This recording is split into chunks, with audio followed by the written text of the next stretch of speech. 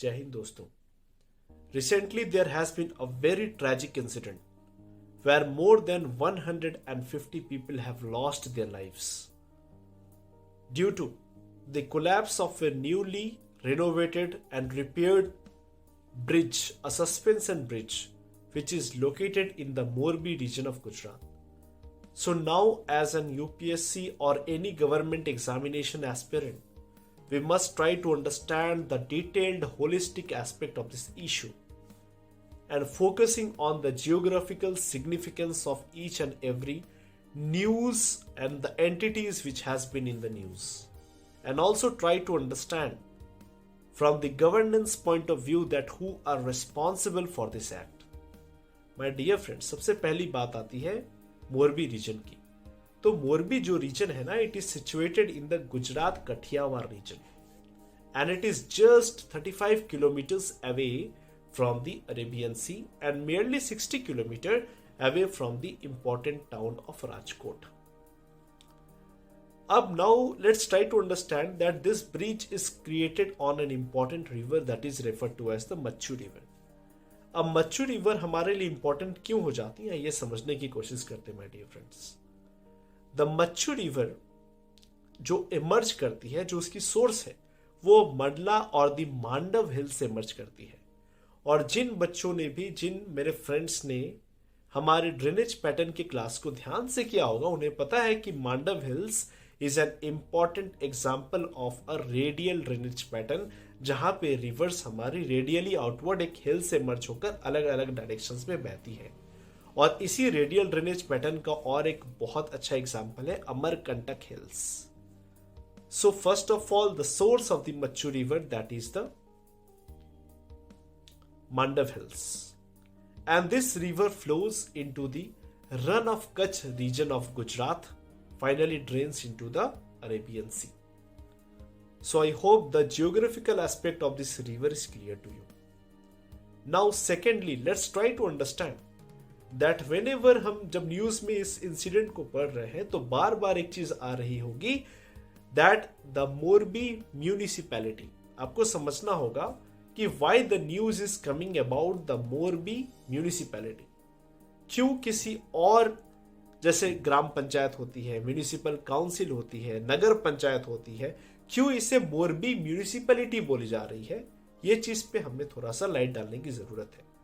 So my dear friends, you must be knowing one fact that 74th constitutional amendment act 1992 ने हमारे urban governance के लिए decentralization of power के objective के साथ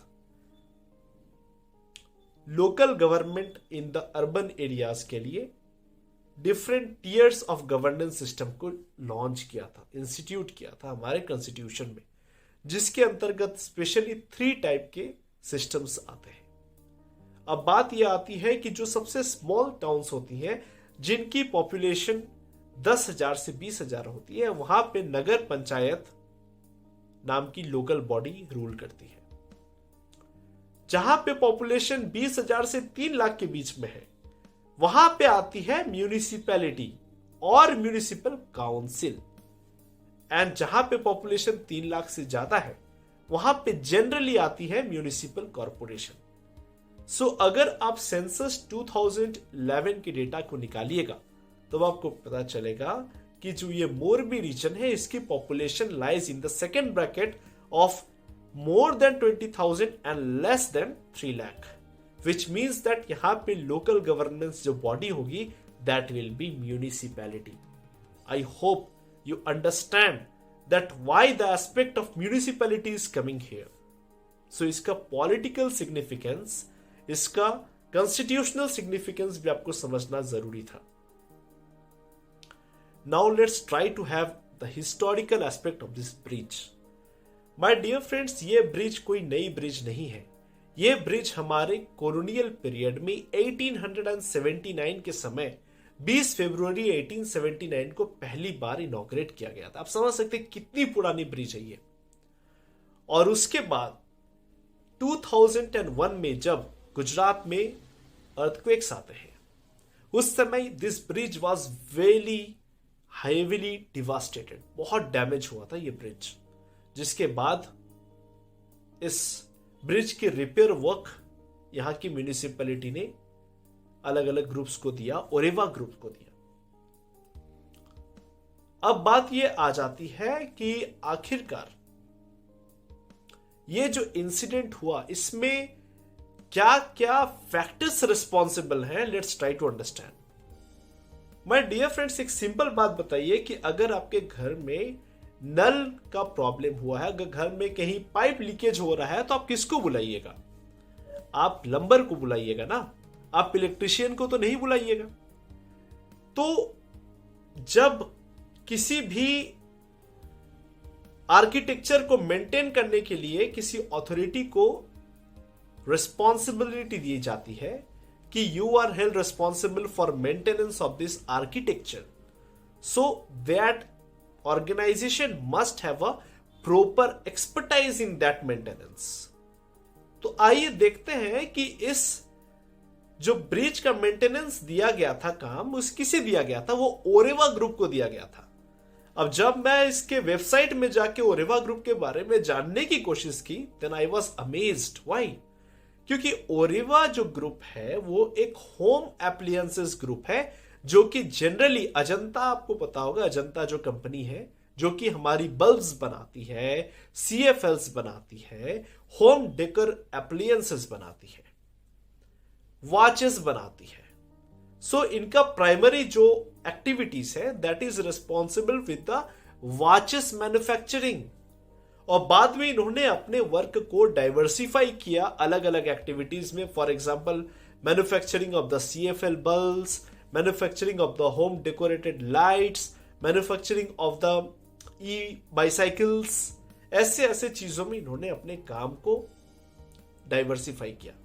अब आप बताइए कि इस ऑर्गेनाइजेशन का दूर दूर तक कोई रिश्ता नाता नहीं है किसी भी मैकेनिकल स्ट्रक्चर जैसे ब्रिज के मेंटेनेंस एक्टिविटी के लेके एक्सपर्टाइज होने के लिए। सो फाइनली बात यह आती है कि how did this Oreva group which has expertise in dealing with the home appliances could get the contract of repairing of this mechanical architecture? सबसे बड़ी बात यह आती है। So this clearly shows that there has been some political unholy nexus, जिसके कारण एक irresponsible and कह सकते हैं कि unnecessarily किसी एक ऑर्गेनाइजेशन को ऐसा टास्क देना which does not have its own expertise in this field clearly shows that there has been some political ambiguity, political nexus involved. Second important factor आ जाती है कि जब हम यहां के म्यूनिसिपैलिटी के ऑफिशियल्स के बारे में स्टेटमेंट समझते हैं कि वो क्या कहते हैं, तो according to them they say that they don't know that this bridge was inaugurated on 26th October, and 26th October is a very important day for the Gujarat point of view because they celebrate their new year on that day. So एक ऐसी ऐतिहासिक दिन में यह bridge लोगों के लिए reopen किया जाता है और लोकल ऑफिशियल्स कहते हैं कि दे don't no. So now this is the second issue which clearly shows that there is a lack of proper communication between the function, the responsible organization who was given the task, and the government body which was responsible for ensuring that the proper safety checks has been already done before this has been opened publicly for the people.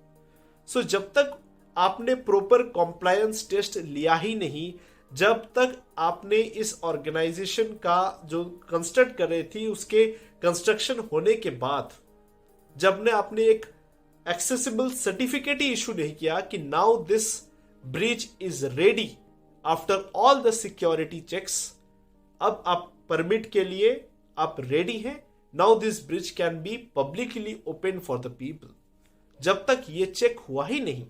So how this organization has opened the bridge publicly and also on such an important day. Now this clearly highlights that there has been a lack of proper coordination between the different agencies. Third important factor कि मान लीजिए कि चलिए आपने information नहीं दिया local officials को, तब भी अगर आप किसी ब्रिज को इनॉग्रेट करके इसे आप ओपन कर रहे हैं, so you must ensure a proper ticket system, जिससे आपको पता होगा कि इस ब्रिज की मैक्सिमम कैपेसिटी कितना है, मैक्सिमम लोड होल्डिंग कैपेसिटी कितना है, जिसके बियॉन्ड इसके रिस्क है कोलैप्स होने का. So there must be some safety officials जो होने चाहिए, जो टिकट सिस्टम करते हैं कि एक स्लॉट में इस ब्रिज पे 150 से 200 लोग से ज्यादा नहीं जा सकते, so that the load should not be exceeded. So this was the third important problem, that is there was a lack of any supervisory body even after opening the breach. And the fourth and the most important aspect, my dear friends, जब हम इतने सारे लोगों का देहांत हो गया जिसमें more than 40 children है, बहुत सारी women है, बट मैं आपके सामने एक वीडियो प्ले कर रहा हूं. इस वीडियो में देखिए कुछ लोगों का हरकत देखिए आप कि how they are trying to sway the bridge and even hitting the bridge. So this clearly indicates the lack of civic awareness, the lack of civic responsibility in order to protect the public good. ये एक bridge है जो हमारे लिए open किया गया है. So as an individual it's our own responsibility that we must try to pay proper care and does not do any unnecessarily activity which may hamper not only the lives of mine but also lives of the many others. But you must be seeing that there are few nuisance character on this bridge who are not only swaying the bridges but also they are hitting this bridge in a very negative manner, which clearly highlights that there is a big problem of our youth, which is the lack of value based education. जब तक हमारे लोगों के बीच में एक values emerge नहीं किया जाएगा, इनकलकेट नहीं किया जाएगा कि कोई भी पब्लिक गुड आपकी अपनी गुड है, उससे आप अपने घर के जैसे चीजों की तरह रेस्पेक्ट करते हैं, वैसे इन्हें भी रेस्पेक्ट करना चाहिए. सो जब तक ये चीजें नहीं आएंगी तब तक हमारे देश का उन्नति नहीं हो सकता है. और ये तभी आ पाएगा जब हमारी एजुकेशन सिस्टम में केवल ग्रेड अचीव करने से ऊपर एक सिविक अवेयरनेस, एक कलेक्टिव कॉन्शियंस, एक empathetic attitude towards the public good भी डेवलप किया जाए. So there is a need for a value based education. So I hope the detailed aspect of this tragic incident आपको clear हो चुका होगा. अब इसके आगे जो भी कार्रवाई होती है, obviously the responsible must be brought under the court of law and must be treated the most strictest manner which is possible. But at the same time there are many things for us to learn from this tragic incident. So आपके suggestion में और क्या problems हो सकती हैं, please आप comment section में बता सकते हैं. और वीडियो अगर अच्छा लगा हो तो please do like, share and subscribe, so that ये इंफॉर्मेशन बाकी एस्पिरेंट्स को भी मिले और हम सबको एक साथ मिलकर ग्रो कर सके. सो आज के लिए इतना ही दोस्तों, अपना ख्याल रखिए. जय हिंद, जय भारत.